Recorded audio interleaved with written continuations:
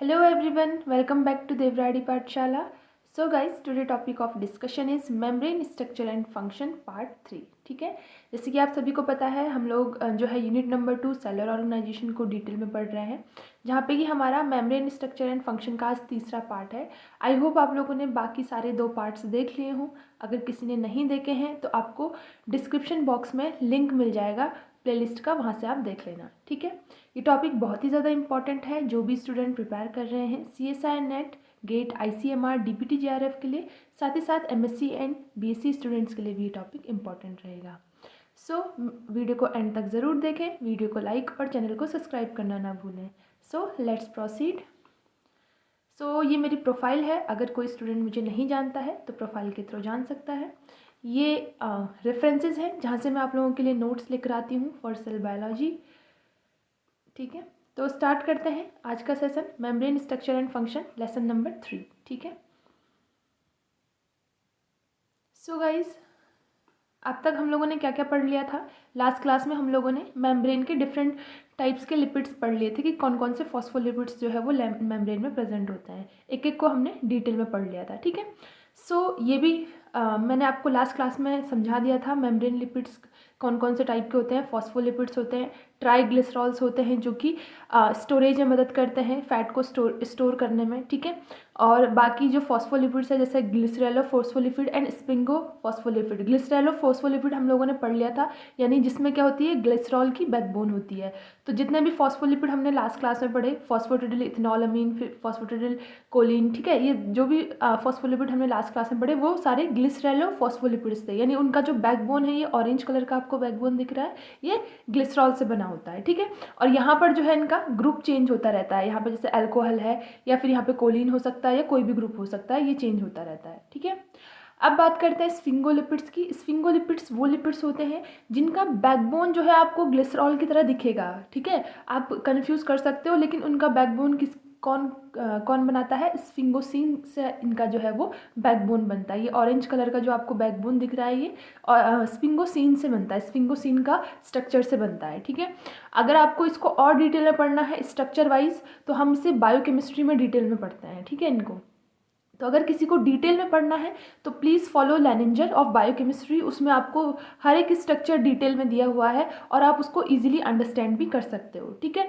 क्योंकि हम मेम्ब्रेन के पर्पज़ से पढ़ रहे हैं तो मैं यहाँ पे उतना डिटेल स्ट्रक्चर्स में नहीं जाऊँगी। ठीक है, अगर आपको पढ़ना है तो आप लैनिंजर को फॉलो करें, बहुत अच्छी बुक है, वहाँ पर आपको डिटेल में स्ट्रक्चर, आपको स्फिंगोलिपिड्स और ग्लिसरलोफॉस्फोलिपिड्स सबके जो है वो डिटेल में स्ट्रक्चर्स मिल जाएंगे। ठीक है, वहाँ से आप इजीली अंडरस्टैंड कर सकते हो।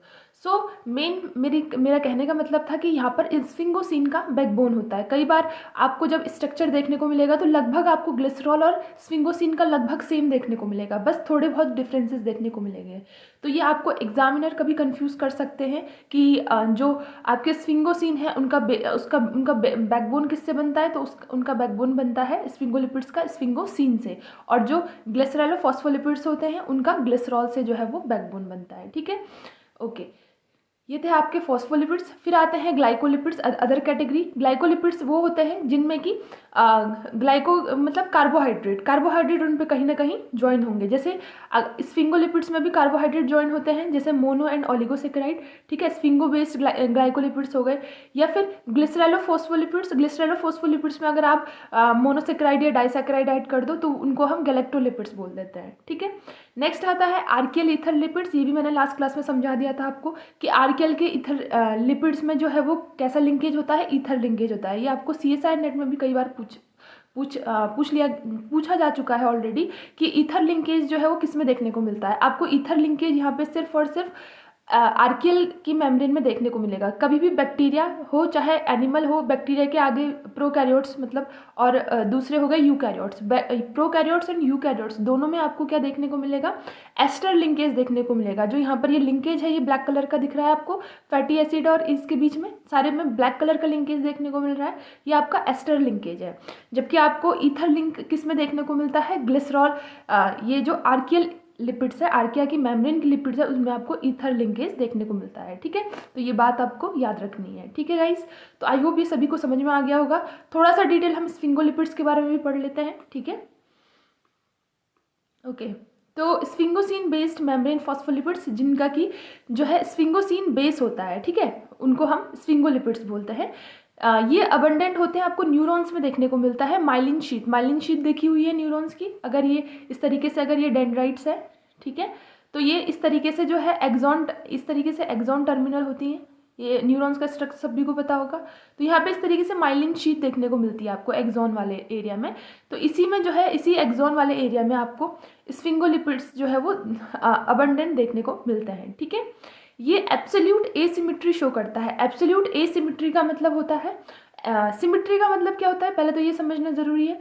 सिमेट्री का मतलब अगर इन केस ऑफ मेम्ब्रेन की अगर मैं बात करूं, तो मेम्ब्रेन में आपको पता है गाइस कि जो मेम्ब्रेन आपकी इस तरीके से होती है, डबल लेयर स्ट्रक्चर होती है लिपिड्स की, इस तरीके से पता है सबको, ठीक है। अब सिमेट्री का मतलब क्या होता है कि कोई चीज़ यहाँ पर भी उतनी ही प्रेजेंट है जितनी यहाँ पर प्रेजेंट है, यानी 50% यहाँ पे प्रेजेंट होगी तो 50% यहाँ पे भी होगी।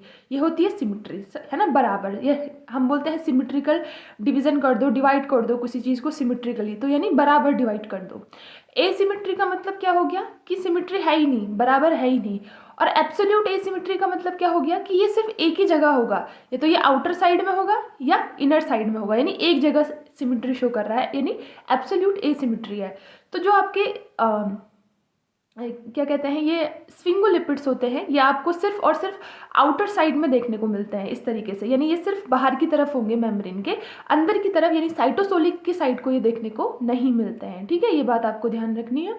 इनका सिंथेसिस होता है luminal phase of Golgi, Golgi के ल्यूमिनल फेज में। ल्यूमन पता है गोल्जी का, ये इसका ल्यूमन हो गया, और इस फेज में इसका जो है वो सिंथेसाइज होता है, ये इस तरीके से जो है वो सिंथेसिस इसका इस फेज में होता है, ताकि जब ये वेसाइकल, जो ये गोल्जी की वेसाइकल है, जब ये किसी मेम्ब्रेन के साथ में फ्यूज़ करेगी, फॉर एग्जाम्पल ये कोई मेम्ब्रेन है, ठीक है, जिसमें यानी ये इसी का मेम्ब्रेन समझ लो न्यूरॉन्स का, इसमें इसे फ्यूज़ करना है, तो अब जब ये फ्यूज़ करेगी तो ये ऑटोमेटिकली ये जो आपका अंदर की तरफ है, ल्यूमिनल फेस की तरह है, वो ऑलरेडी किसकी तरफ आ जाएगा, उल्टा हो जाएगा, एक्सोप्लाज्मिक की तरफ फेस करेगा, ठीक है। जैसे ही ये मेम्ब्रेन इस टारगेट मेम्ब्रेन पे फ्यूज़ होगी, तो आपका जो ये फॉस्फोलिपिड जो ल्यूमिनल फेस की तरफ सिंथेसाइज हो रहा था, वो ऑलरेडी आउटर साइड की तरफ आ जाएगा, ठीक है। आ रही है बात समझ में। ये पूरा खुलेगा इस तरीके से, यहाँ से खुलेगा तो ये इस तरीके से सीधा हो जाएगा, ठीक है, और जो मेम्ब्रेन फॉस्फोलिपिड्स है वो बाहर की तरफ आ जाएगा, ठीक है। ये बात आपको ध्यान रखनी है, ठीक है। तो ये इंपॉर्टेंट है, एग्जाम में आपसे पूछा जा सकता है कि सिंथेसिस कहाँ होती है, ठीक है। इसका एग्जाम्पल है स्फिंगोमाइलिन। स्फिंगोमाइलिन ये माइलिन शीट में बहुत ज़्यादा प्रेजेंट होता है, ठीक है, न्यूरॉन्स में, ठीक है। ये न्यूरॉन है आपका, ओके, ठीक है। बाकी सिमेट्री एसिमेट्री मैंने सबकी बना के दे रखी है आपको, सारे मेम्ब्रेन फॉस्फोलिपिड्स की, ठीक है। ये आपका एसिमेट्रिक डिस्ट्रीब्यूशन है फॉस्फोलिपिड्स का इन द मेम्ब्रेन, ठीक है। आपको मेम्ब्रेन में कैसे कैसे देखने को मिलते हैं, ठीक है। तो सबसे पहला आपका SM है, यानी स्फिंगोमाइलिन है, यही स्फिंगोमाइलिन है आपका, स्फिंगोमाइलिन, ठीक है।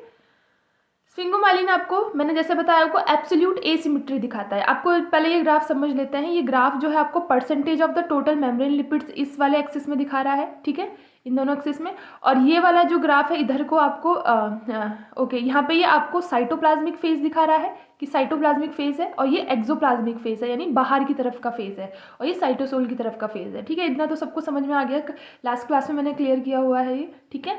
तो स्फिंगोमाइलिन मैंने जैसे बताया आपको एब्सोल्यूट एसिमेट्री दिखाता है, तो देखने को मिल रहा होगा आपको कि टोटली जो है वो एक्सोप्लाज्मिक फेज में है। बहुत ही कम पोर्शन जो है वो, थोड़ा बहुत पोर्शन दिखाया जाता है बुक्स में कि ये आपकी साइटोप्लाज्मिक की साइड होता है, लेकिन अदरवाइज जो आपका स्फिंगोमाइलिन है या स्फिंगोलिपिड्स हैं वो टोटली एसिमेट्रिक होते हैं, ठीक है, टोटली बाहर की तरफ देखने को मिलते हैं, एक्सोप्लाज्मिक साइड में देखने को मिलते हैं, ठीक है।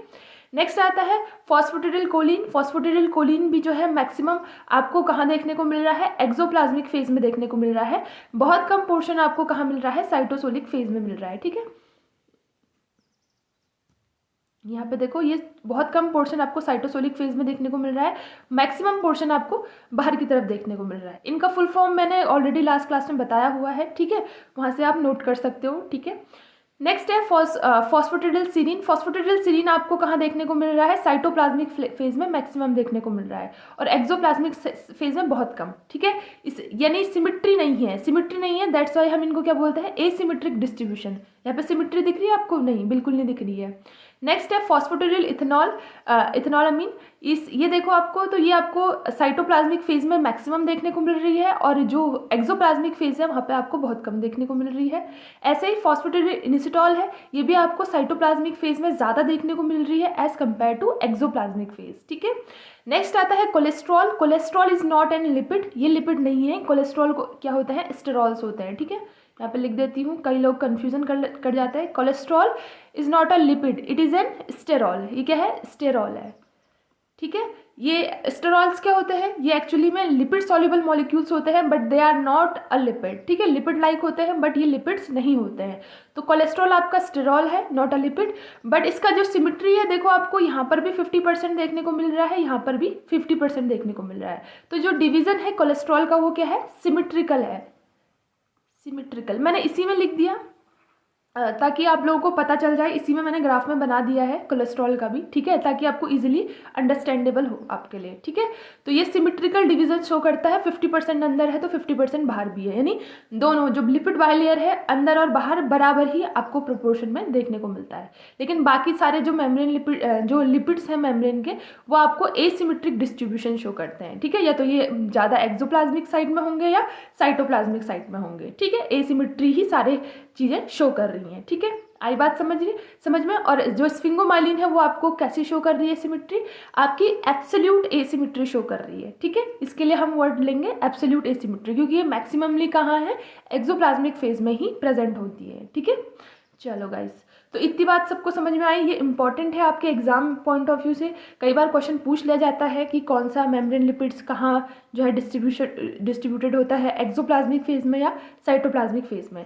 ये तो सबको अंडरस्टैंडेबल होगा, एक्सोप्लाज्मिक एंड साइटोप्लाज्मिक फेज मैंने लास्ट क्लास में भी डिस्कस किया था डिटेल में। अगर फिर भी किसी को डाउट होता है तो वो आप कमेंट बॉक्स में बता देना, मैं नेक्स्ट क्लास में आपको डिस्कस कर दूँगी, ठीक है। नेक्स्ट चलते हैं, ये कुछ naturally occurring fatty acids structure, property and nomenclature है।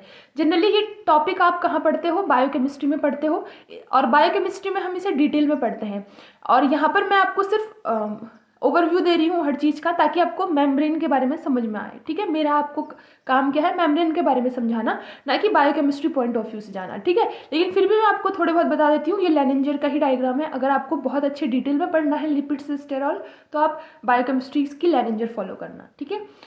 सो यहाँ पर देखो, जैसे ये हम तो पहले से पढ़ते आ रहे हैं, ऐसा नहीं कि हमने ग्रेजुएशन में नहीं पढ़ा है, ग्रेजुएशन में पढ़ा है, मास्टर्स में पढ़ा है कि कार्बन स्केलेटन जब 12 होता है तो हम उसे क्या बोलते हैं, लॉरिक एसिड बोलते हैं, ठीक है। ये कॉमन नेम है लॉरिक एसिड, ठीक है। और अगर 14 होता है तो हम उसे क्या बोलते हैं, माइलेस्टिक एसिड बोलते हैं। 16 होता है तो पाल्मिटिक एसिड बोलते हैं। 18 होता है तो स्टेरिक एसिड बोलते हैं, ठीक है। 20 होता है तो आर्किटिक एसिड बोलते हैं, और 24 होता है तो लिग्नोसेरिक एसिड बोलते हैं, ठीक है। इसमें डबल बॉन्ड्स वगैरह भी चेक कर लेना, जिनके बीच में डबल बॉन्ड होता है उनको क्या बोलते हैं, ठीक है। उसमें नेमिंग चेंज होती रहती है। तो ये सारी चीज़ें आपको देखनी पड़ेगी, ये खुद से जो है आपको लेनिंजर में पढ़ना पड़ेगा इन सबको, ठीक है, कि कैसे कैसे फैटी एसिड्स जो है प्रेजेंट होते हैं। 12 कार्बन चेन को हम क्या बोलेंगे, 14 को क्या बोलेंगे, ये सब आपको याद करने की जरूरत है। सैचुरेटेड हो गए, अनसैचुरेटेड फैटी एसिड्स हो गए, ठीक है। सैचुरेटेड वो होते हैं जिनमें डबल बॉन्ड्स प्रेजेंट नहीं होते हैं, और अनसैचुरेटेड वो होते हैं जिनमें डबल बॉन्ड्स प्रेजेंट होते हैं, ठीक है। यहाँ पर जैसे देखो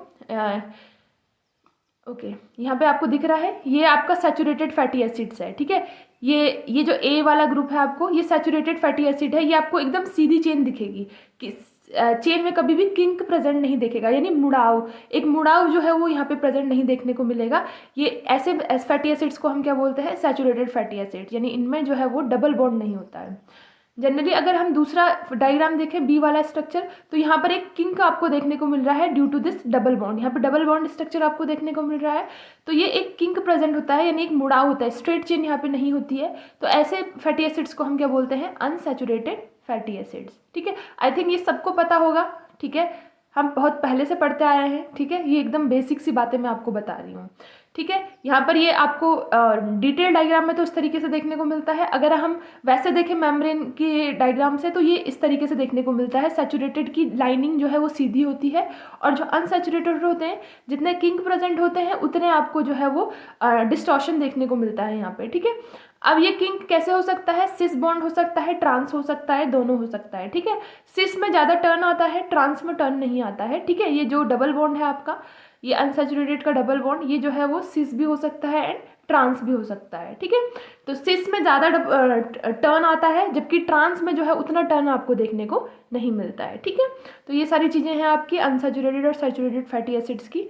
थोड़ा हम टीएम के बारे में पढ़ लेते हैं कि फ्लूइड, अब हम जो है, मैंने ये सारी चीज़ें आपको क्यों बताई, ताकि आपको मेम्ब्रेन फ्लूइडिटी के बारे में नॉलेज हो कि मेम्ब्रेन फ्लूइडिटी, फ्लूइड स्ट्रक्चर कैसे मेंटेन रहता है, एक जेल लाइक स्ट्रक्चर, ना तो हमारी मेम्ब्रेन फ्लूइड है और ना ही हमारी रिजिड है, ठीक है। हमारी एक जेल लाइक स्ट्रक्चर है मेम्ब्रेन, उसे मेंटेन करने के लिए ये लिपिड्स वगैरह कैसे जो है वो हेल्प करते हैं, ठीक है।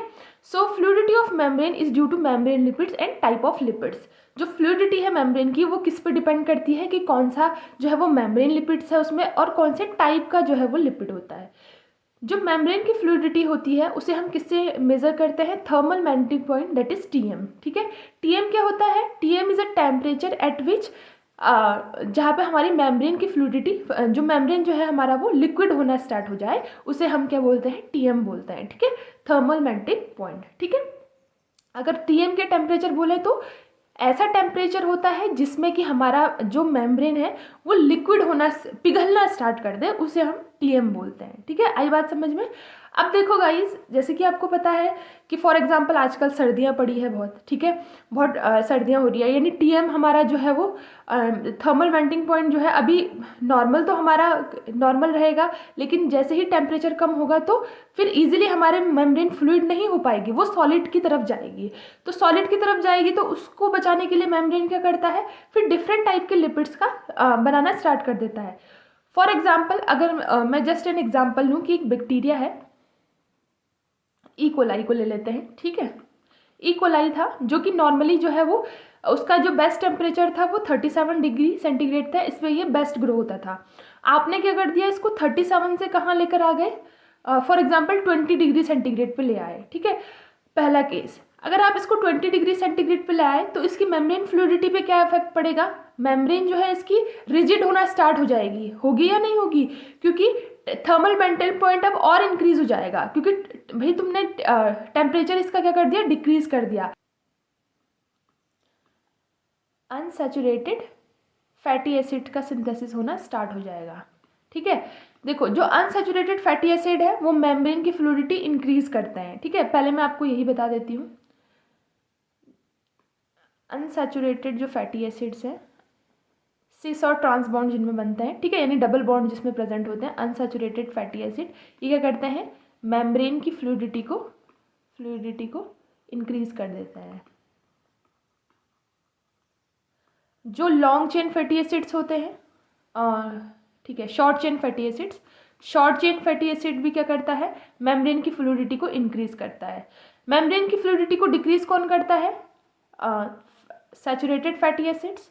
सैचुरेटेड फैटी एसिड्स क्या करते हैं, मेम्ब्रेन की फ्लूइडिटी को डिक्रीज कर देते हैं, मेम्ब्रेन फ्लूइडिटी डिक्रीजेस, ठीक है।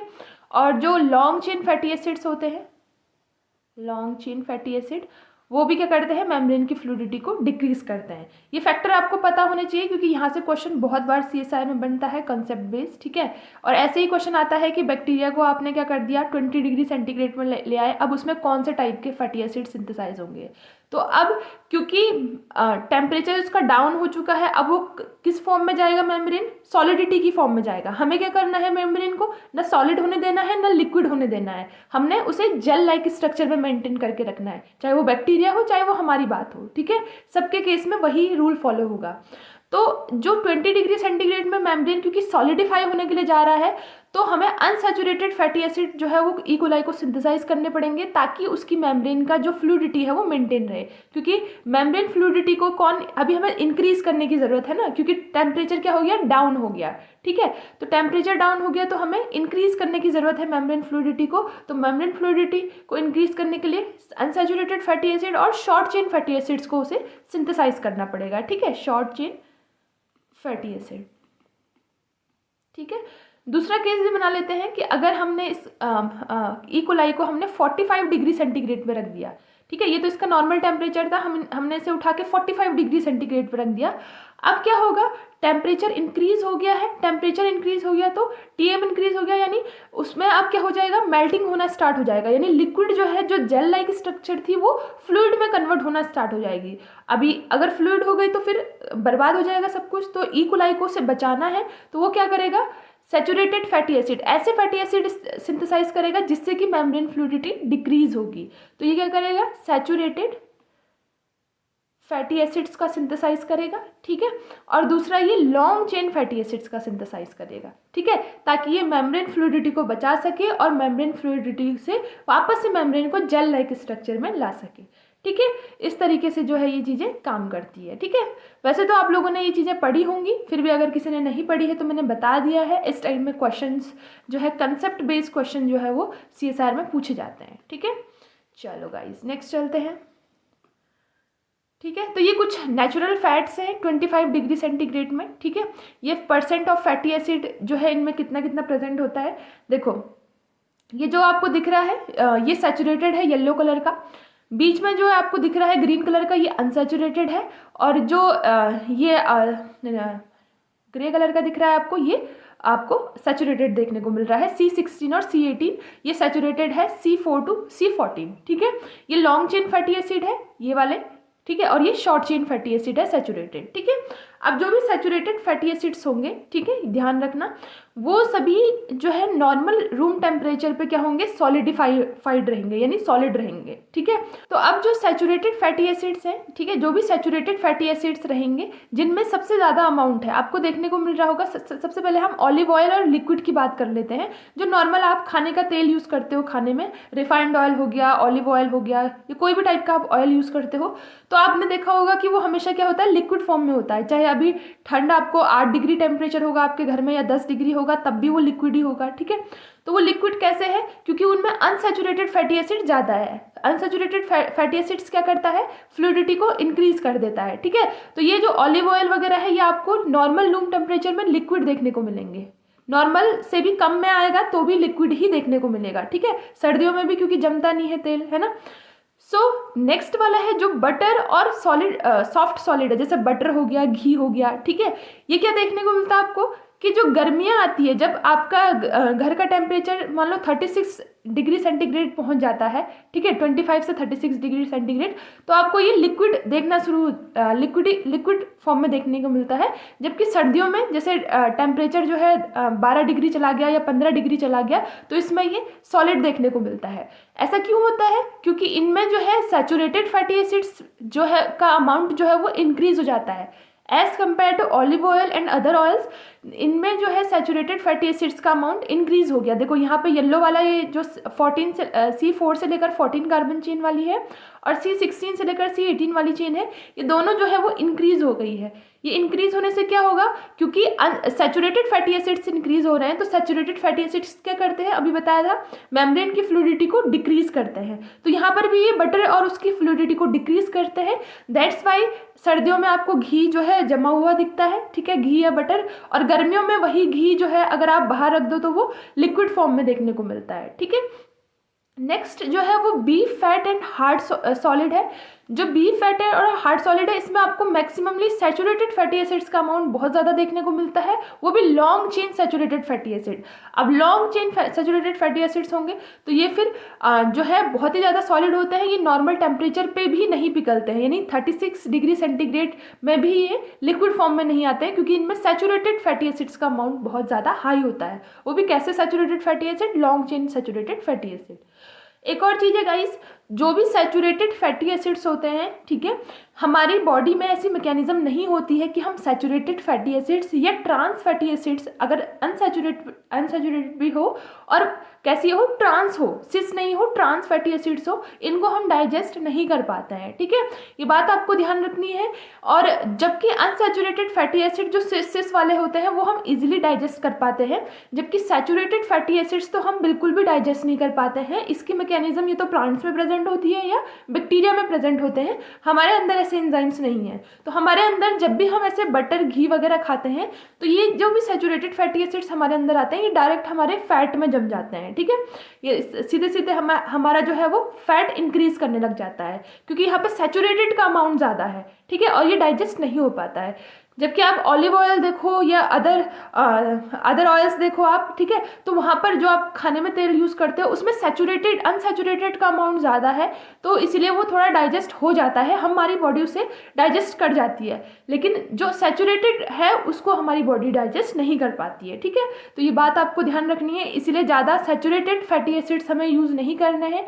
Saturated and trans unsaturated fatty acid, ऐसे फैटी एसिड्स जो है वो हमें यूज़ नहीं करने चाहिए, कम करने चाहिए, क्योंकि इनके वजह से हमारी जो ये कहाँ जमना स्टार्ट होते हैं गाइज, ये जैसे आपके वेन्स आर्टरीज होती हैं जो कि ब्लड फ्लो में मदद करती हैं, जैसे इस तरीके से आपकी आर्टरी है, ठीक है, तो यहाँ पे ब्लड फ्लो होता है इसके अंदर। तो ये क्या होती है, जो ट्रांस अनसैचुरेटेड या सैचुरेटेड फैटी एसिड्स हैं, जब आप ज़्यादा कंजप्शन करना स्टार्ट कर देते हो तो ये, और अगर आप एक्सरसाइज नहीं कर रहे हो, प्रॉपर एक्सरसाइज वगैरह नहीं कर रहे हो, आपका फिजिकल वर्क नहीं है बिल्कुल भी, और आप इतना ज़्यादा कंजप्शन कर रहे हो, तो आपका जो वेन्स में है ये यहाँ पे जमना स्टार्ट हो जाता है।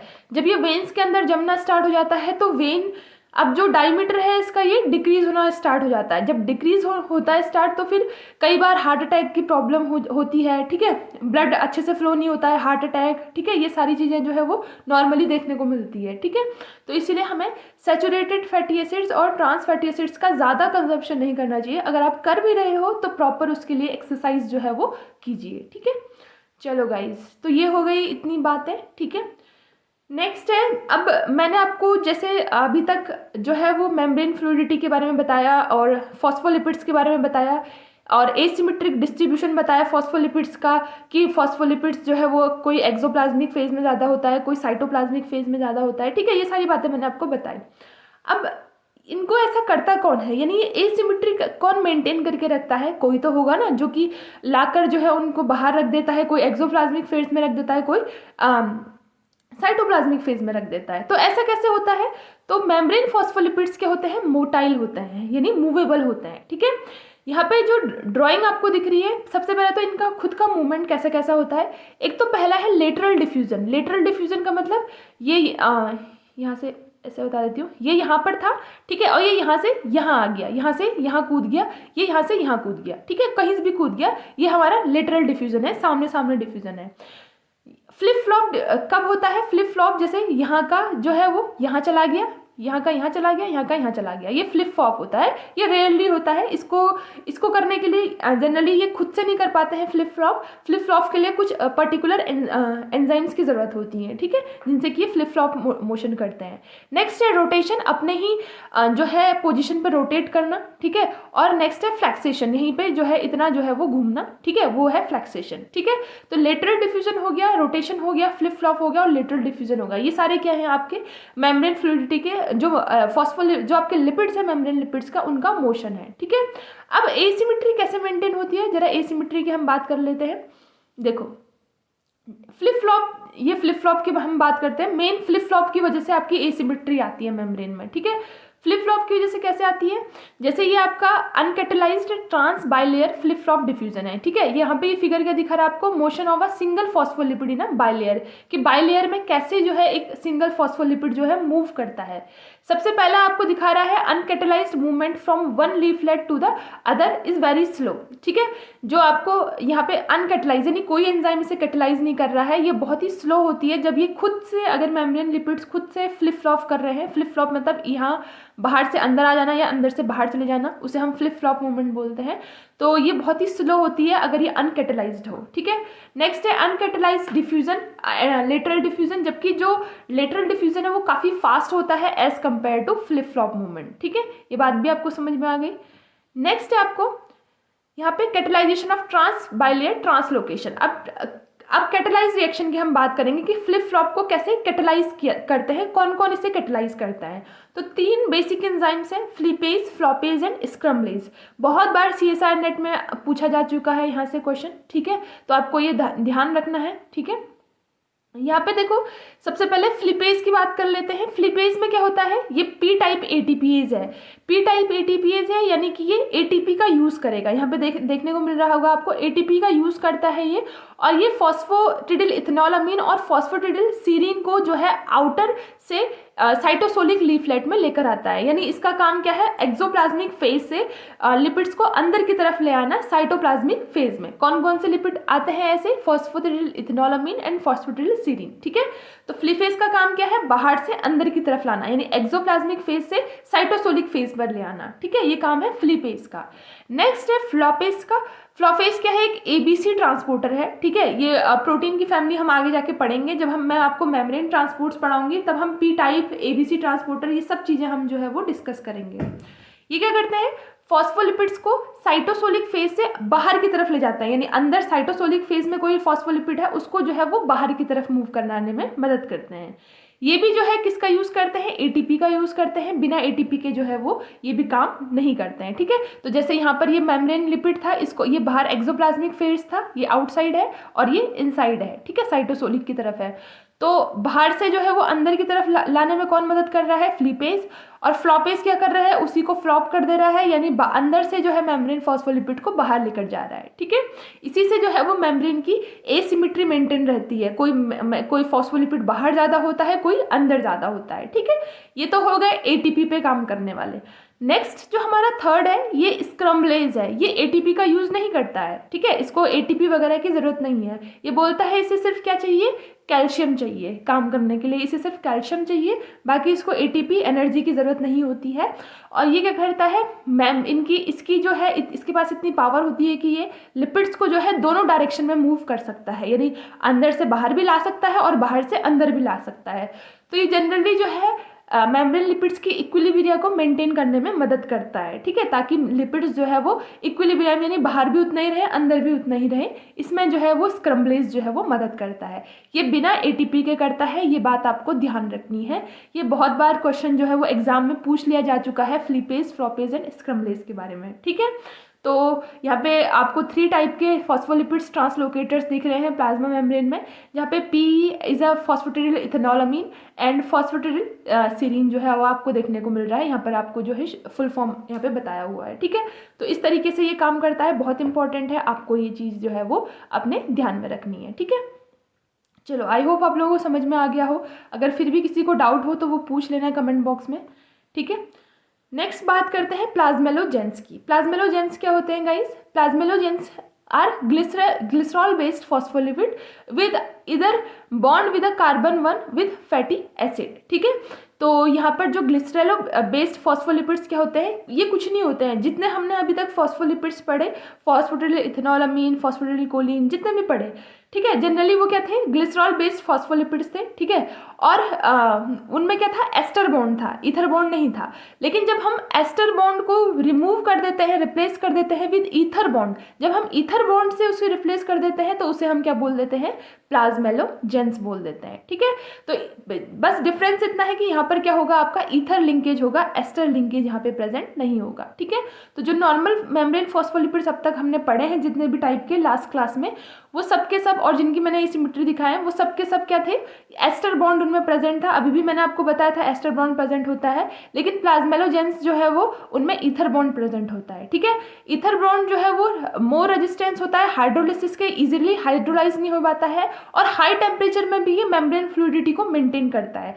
और दैट्स वाई ऐसे प्लाज्मेलोजेंस जो है वो किस में प्रेजेंट होते हैं, थर्मोफाइल्स में प्रेजेंट होते हैं, यानी आर्किया में प्रेजेंट होता है, या जो बैक्टीरिया हाई टेम्परेचर में होते हैं उनमें जो है वो ये जनरली देखने को मिलता है। So various membrane lipids exist in form of plasmalogen in high in thermophiles, यानी जो एक्सट्रीम टेम्परेचर में रहते हैं उनमें जो है आपको देखने को मिलता है, ठीक है गाइस। तो ये वही बात है, बस ईथर बॉन्ड को हमने एस्टर बॉन्ड से चेंज कर लिया है, ठीक है। जैसे मैंने आपको यहाँ पर भी बताया था इस वाले फिगर में,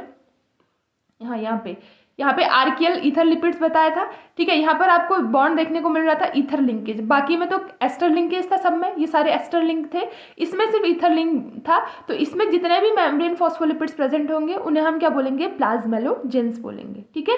तो टर्म को ध्यान रखना है, टर्म जो है वो आपको पूछा जा सकता है, प्लाज्मेलोजेंस क्या होते हैं, ठीक है, तो आपको पता होना चाहिए, ठीक है।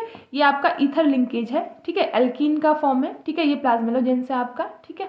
So ether lipids, plasmalogens have an ether linked alkaline chain where the most glycophospholipids have an ester linked fatty acid chain, ठीक है। तो ये बात मैंने आपको समझा दी है। नेक्स्ट पे मूव करते हैं।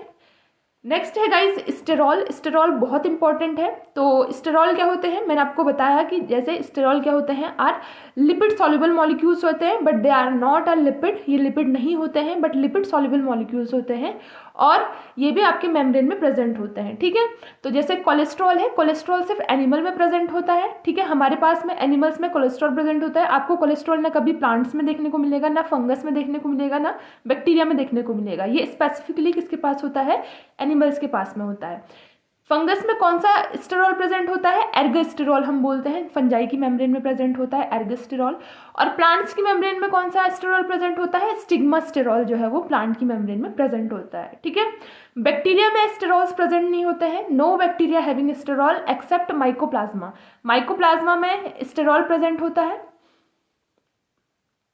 ठीक है, उसका नाम आपको ढूंढना है कौन सा स्टेरॉल प्रेजेंट होता है। बाकी बैक्टीरिया में किसी में भी स्टेरॉल प्रेजेंट नहीं होता है। तो जो भी स्टूडेंट फाइंड आउट करके लाएंगे कमेंट बॉक्स में बता देना कि उस स्टेरॉल का नेम क्या है, ठीक है। बता दिया मैंने आपको, माइकोप्लाज्मा में स्टेरॉल प्रेजेंट होता है, बाकी किसी बैक्टीरिया में नहीं होता है, उसका नाम पता करना है। और साथ ही साथ आपको स्टेरॉल जो है वो आपको लेनेंजर की बुक से डिटेल में पढ़ के आना है, ठीक है। अगर किसी स्टूडेंट ने बायोकेमिस्ट्री ऑलरेडी पढ़ ली है तो उनको तो पता होगा स्टेरॉल के बारे में, अगर किसी ने नहीं पढ़ी है तो वो लेनेंजर की बुक से डिटेल में स्टेरॉल पढ़ के आएगा और समझ के आएगा कि कोलेस्ट्रॉल क्या होता है, एर्गोस्टेरॉल क्या होते हैं, स्टिग्मास्टेरॉल क्या होते हैं, ठीक है। ज़्यादा नहीं पढ़ना है इनके बारे में, कोलेस्ट्रॉल के बारे में आप जो है मेन डिटेल्स लेकर आ जाना, ठीक है। कैसे ये मेम्ब्रेन फ्लूइडिटी में मदद करता है, ये सारी चीज़ें आपको पढ़नी है, ठीक है। तो मैंने आपको बता दिया आपको क्या क्या पढ़ना है, और माइकोप्लाज्मा में कौन सा स्टेरॉल प्रेजेंट होता है वो कमेंट बॉक्स में आप बता देना, ठीक है। चलो गाइज नेक्स्ट चलते हैं,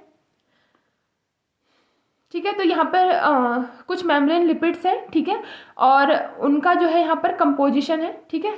उनमें मतलब फॉस्फेटिडिलकोलिन कितना प्रेजेंट होता है, इथेनॉल अमीन और सीरीन कितना प्रेजेंट होता है, स्फिंगोमाइलिन कितना प्रेजेंट होता है, और कोलेस्ट्रॉल कितना प्रेजेंट होता है, ठीक है। जैसे प्लाज्मा मेम्ब्रेन ह्यूमन का जो इरिथ्रोसाइट है यानी आरबीसी है, इसमें 21% पीसी प्रेजेंट होता है, 29% पी प्लस पीएस, और स्फिंगोमाइलिन 21, कोलेस्ट्रॉल 26, ठीक है। ये सारी चीज़ें आपको थोड़ा थोड़ा देख लेना। जिनमें कोलेस्ट्रॉल नहीं प्रेजेंट होता है वो क्या क्या है, मूंग बीन हो गया, प्लांट हो गया, कॉलीफ्लावर और इकोलाई बैक्टीरिया। इनमें जो भी बैक्टीरिया या प्लांट की बात होगी या फंगस की बात होगी उनमें कोलेस्ट्रॉल ऑटोमेटिकली एब्सेंट हो जाएगा, ठीक है। और इनमें जनरली स्फिंगोमाइलिन भी जो है वो इनमें प्रेजेंट नहीं होता है, ठीक है। तो ये सारी चीज़ें आप लोग थोड़ा थोड़ा देख लेना। फॉस्फेटिडिलकोलिन जो है वो इकोलाई में नहीं प्रेजेंट होता है, ठीक है, ये आपको ध्यान रखना है, इकोलाई में फॉस्फेटिडिलकोलिन प्रेजेंट नहीं होता है, ठीक है। तो ये थोड़ी थोड़ी चीज़ें हैं, थोड़ा थोड़ा देख लेना, ठीक है। चलो गाइज नेक्स्ट चलते हैं, ओके। तो ये था आज तक का टॉपिक, ठीक है। अब नेक्स्ट में हम मेम्ब्रेन प्रोटीन्स के बारे में डिस्कस करेंगे। लिपिड्स हमारा कंप्लीट हो गया है, फ्लूइडिटी वगैरह, ठीक है। अगर किसी को कोई डाउट होगा तो कमेंट बॉक्स में बता देना, ठीक है। और फिर हम मेम्ब्रेन प्रोटीन्स के बारे में नेक्स्ट क्लास से डिस्कस करेंगे, ठीक है गाइज। सो मिलते हैं फिर नेक्स्ट वीडियो में, तब तक के लिए टेक केयर, बाय बाय।